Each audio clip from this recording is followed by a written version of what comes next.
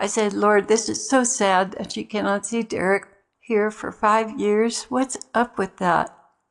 Jesus replied, continue to pray against the forces responsible for these and other cruel mandates.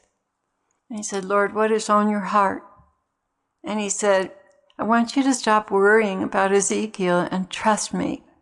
The promise stands just the way you read it. This is a test of faith. You are being brought to the very brink, both of you. He really does not want to go. He wants to stay and be part of the community. For him, it is also a dream come true. Shall I take him out just when I'm about to do my greatest work? You know the answer to that. So I want you to stand, capital letters, on the promise the way you interpreted it. Stand and do not waffle back and forth. Look on expectantly for his healing. Continue to pray for that. Shall I not do a miracle for you when you have given me your all? Or just about your all? He's talking about chocolate chips there. No, that is not my nature. And I said, Lord, and he cut me off. He said, don't even go there, Claire. Stand, for goodness sake. Stand on the words I have spoken to you again and again. I know you are willing to let him go, but I would like to handle it in another way. Will you permit me? Oh, yes, Lord. It would be such a testimony and failure to our enemies if you brought us through this. And he replied, and that's precisely why I am speaking to you about this. I will not disappoint you or any others who have been standing with you in faith. Can I not recreate this man in one instant? Yes, Lord, I know for a fact you can. All right then, stand, in caps. Anything else? I always have something else. Stop beating yourself over your little lapses. I do not abandon you when you eat something pleasant. Remember, I am a God of mercy. You are not testing my patience. You are faithfully trying to do your job, and I know you're weak. I'm well aware of the shifting winds that sometimes knock you down, things you know nothing of. I know, and especially just how much you can take before caving in. Do I condemn you or withdraw? No. I reach out to recover and strengthen you. And I said, Lord, please help me to be humble. My God, I hate pride in myself. This is true, you do hate it, but some things need to be moved out of the way to allow you to be as humble as you and I want you to be. And we are working on that. Just try to accommodate us and go with the flow. And whenever he says we, he's talking about the Holy Trinity and the angels and saints that might be in on that. And I said, thank you, Lord. Please protect me from lying spirits.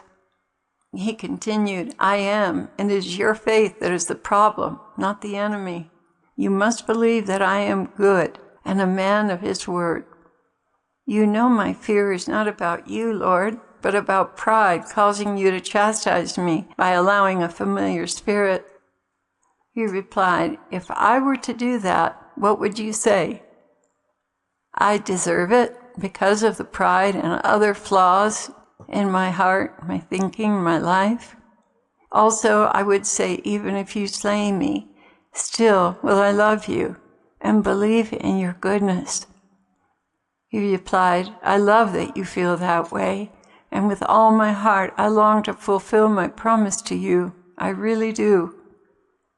Oh Lord, that would be more than wonderful. Walk by faith and not by sight. Mary hid these things in her heart, knowing full well that I was capable of fulfilling my promises to her. She had many promises from me, things I told her before my death, so that she would not despair. She hid those things in her heart, but what broke her heart was the rejection of her people, of their Messiah. That was number one. Number two was the torture they put me through. How could any mother not be undone by such brutality done to the innocent? Still, she said in her heart, Father, forgive them. They know not what they do. She was much more interested in the fulfilling of the Father's will than alleviating her sorrows and pain. She united her suffering to mine willingly, knowing what I was on earth to accomplish. How wonderful she is, I said.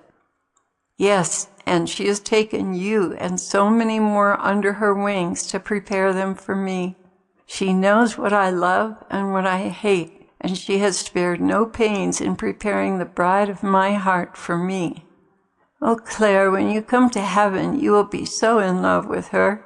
You have no idea all that she's done in your life and in the lives of others, even those who reject her out of hand because they don't think anyone in heaven can pray for them. Their minds have been twisted and distorted by the enemy. Pray always for the truth to shine in their hearts and minds. He will not die, and that is my word to you. It stands, so continue to stand with us. And I went and I asked the Lord to get a confirmation on this, and I was very concerned about getting a confirmation. And first thing he gave me was money. It was about the poor shall have recourse. Blessed is he that takes care of the poor. I will rescue him in a time of trouble. And the second reading was humility, which I thought, oh, that's what I want. But please don't let it be this way.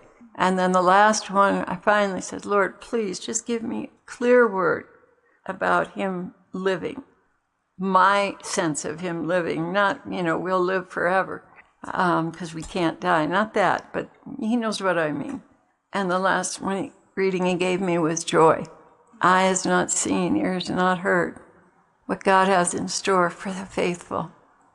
So I'm sticking my neck out and standing on this, even though looking at the situation, it just does not look good at all. And thank you for your prayers, dear ones. I really need them.